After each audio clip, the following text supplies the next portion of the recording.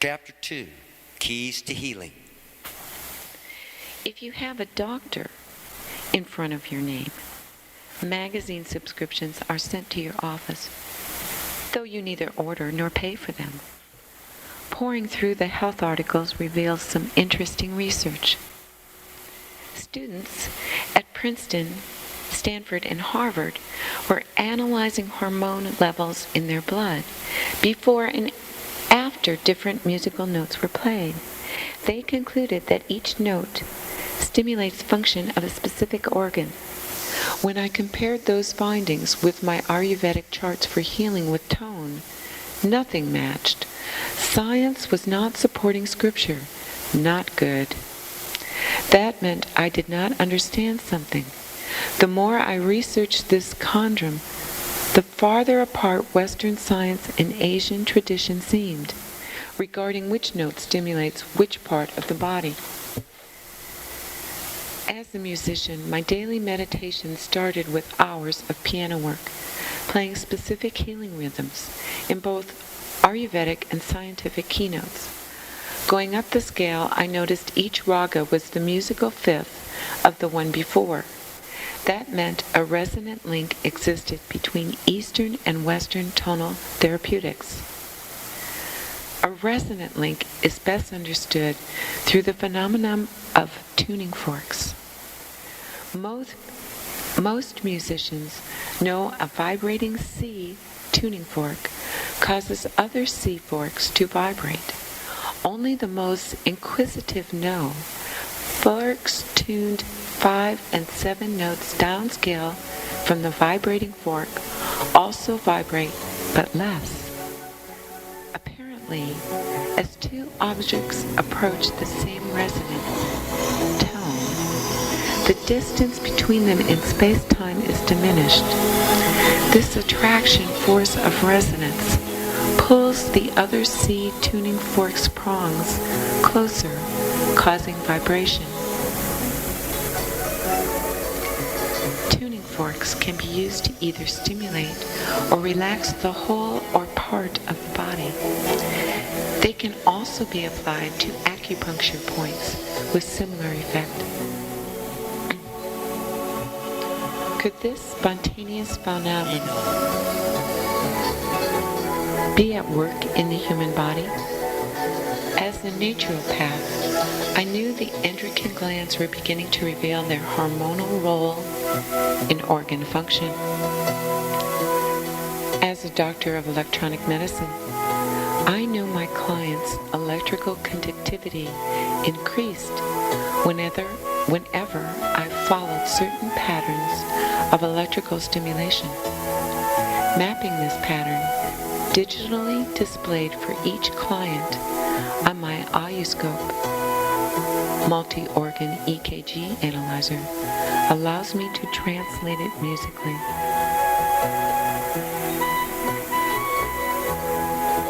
Epiphany time.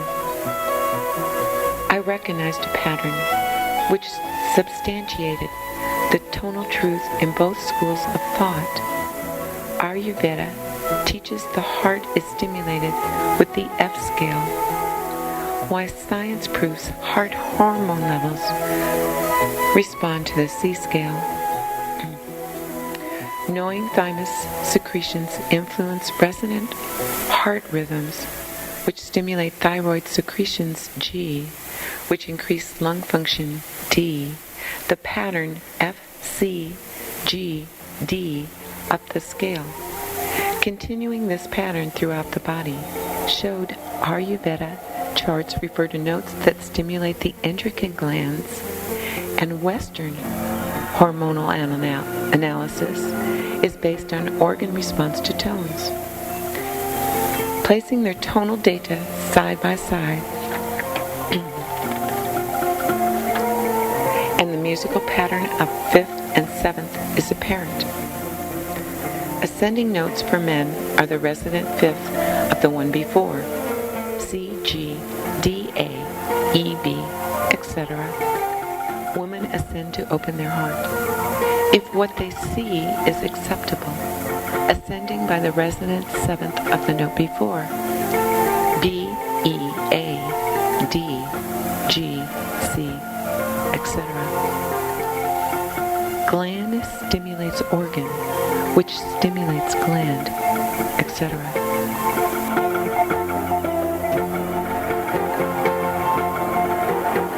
This chart of the human body's gland and organ response is on page 24 of chapter 2. The C note stimulates the adrenal gland and the heart organ. D note stimulates the gonads and the organ of the lungs. The E note stimulates the pancreas and the cortex of the eye. The F note stimulates the thymus chakra as well as the eye itself, the delta wave in the brain lobes. The note of G stimulates the thyroid gland as well as the skin. A stimulates the pituitary as well as the sex organs. And B stimulates the pineal as well as the liver. Melody with the dominant fifth note down the scale from the keynote increases bioresponse. Melody with the dominant seventh note down the scale from the keynote eases bioresponse. The way I compose Maximus music follows these bio principles for maximum response. As I focused on pattern recognition in the body, another pattern was emerging on the piano keys. Early research showed melodic patterns stimulated growth in plants and animals. The math of melody is best illustrated on the piano. Play piano with a song in the keynote of F sharp or D sharp minor. Any of the black keys can be struck, and you will never produce a bad, unmelodic note. Irving Berlin used this black keys pattern to facilitate his performance. Using differently tuned pianos, Irving could play melody in different keynotes, striking only the black keys. My sister's old church organ was not tunable, transposable, so I first found the black key pattern in this manner. Turn on the radio. Strike the black keys that sound good with the song you hear. Do not strike white keys on either side of those black keys. There are 5 black piano keys in every octave, a set of 2 and a set of 3, separated by 2 white keys. Usually, if the black key on the right side of the 2 is melodic, the black key on the right of the 3 is also. Many times, the middle black key of the 3 will also sound good. Just remember, only white keys not touching the melodic black keys can be played harmoniously. Same association of melodic black keys are on the left. Pattern recognition technique. I could play along with any song on the radio. To my delightful surprise, most music accommodates this melodic pattern, whether rock, rap, country, jazz, or classical. Still, hours of practice are needed to gain finger control. For 2 years, my daily need for bio-enhancing secretions was satisfied by translating my guitar ragas into piano compositions. Playing with any song on the radio revealed the exhilaration jazz great Charlie Parker spoke of when he discovered this melodic pattern on his saxophone. The fountain of endless improvisation opened for Charlie as it is now open for me. Like Dizzy Gillespie's trumpet, my piano could accommodate and alter the mood of any song live. Once again, the aids from multitask computer keyboards caught my eye. Thanks to the support of therapy clients at my office, the $2,000 Yamaha DRS 1000 transposable keyboard became the new addition to my ranch studio. The Rockers at San Antonio's. Hermes Music Store assured me, this Yamaha keyboard can do it all. All I have to do is master its instruction manual, written in the style I currently aspire to. Clear to the point, no frills or opinion, and lots of charts. If my years of scriptural investigation have taught me anything, it is the difference between a mystic and a preacher. Preachers want to thrill you with their insight. The mystic phrases a manual for you to thrill yourself. If I could enable you to instantly master Charlie Parker's Epiphany and Dizzy Gillespie's improvisational ability, you could thrill yourself. If every child could play melodically along with music, developing dendrite connections, enhancing coordination, rhythm, and improvisation simply by distinguishing white from black keys, what a Maximus manual this would be. Brain imaging studies shows development in a child's right brain in response to tone, while left brain responses to the timing of music. Wow. Today, the transposable piano keyboard is available to all. What Mozart, Bach, Beethoven, Irving, etc. would have given to have a transposable piano, the equivalent of 12 separately tuned pianos on stage. Now, with the touch of a button, I can shift the melodic pattern of any song to the black keys on my transposable board. This was crazy. I could play along with the radio, any recordings, and local bands simply by finding the black key pattern, 5 in every octave, then transpose the melodic pattern to my black keys. Any chord combination of black keys could be melodic with that song. Refer to the chart on page 29. The transposition assignments for major and minor songs in all 12 keys. For the keynote of C, the transposition would be -6. For C sharp, -5. To transpose to the keynote of D, transpose down -4. For D sharp, -3. E, -2. F, -1. F sharp, transposition is 0. Stay at the normal tuning of your keyboard.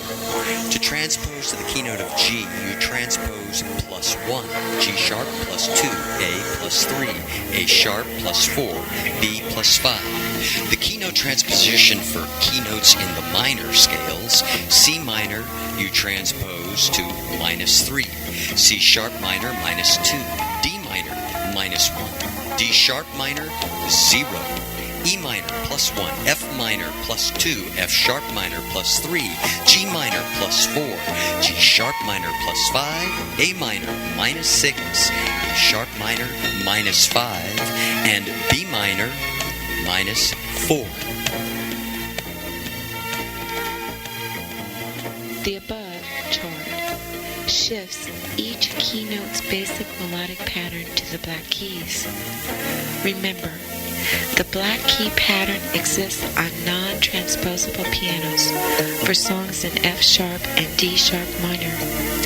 If this technique makes it possible for anyone to play keyboards with their favorite tunes simply by striking their black keys, then my spiritual father was right. This is a Maximus manual. If you become proficient in hearing by using the above technique, you would like more ways to stimulate your brain's left and right lobe development. Here is my transposition chart for playing only white keys with songs in major modalities. Refer to chart on page 30.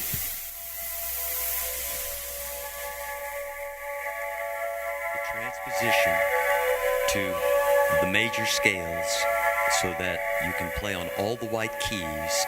If you're playing in the major scale of C, the transposition is 0, or the same as any standard piano. To transpose and play the major pattern on white keys for C sharp, you transpose -1. For D, -2. For D sharp major, -3. For E major, -4. For F major, -5. F sharp major, -6. G major, +5. G sharp major, +4. A major, +3. A sharp major, +2. And B major, +1. Music, no matter how you play, triggers physical changes in the brain's wiring. Christo Pantav of the University of Munster's Institute of Experimental Audio in Germany found each musician that intensely practiced an instrument had enlarged the dendrite mass for high brain functions in the cerebral cortex. Satori recorded the brain's emotional processing centers, increasing activity whenever music is heard. Increasing blood flow to the neurons can counter apathy, aggressiveness, rage, and poor concentration, which usually accompanies a decrease in mental ability. So if anyone puts you down for just playing the black keys, remember, you are increasing your dendrite mass like Einstein did, and they are not.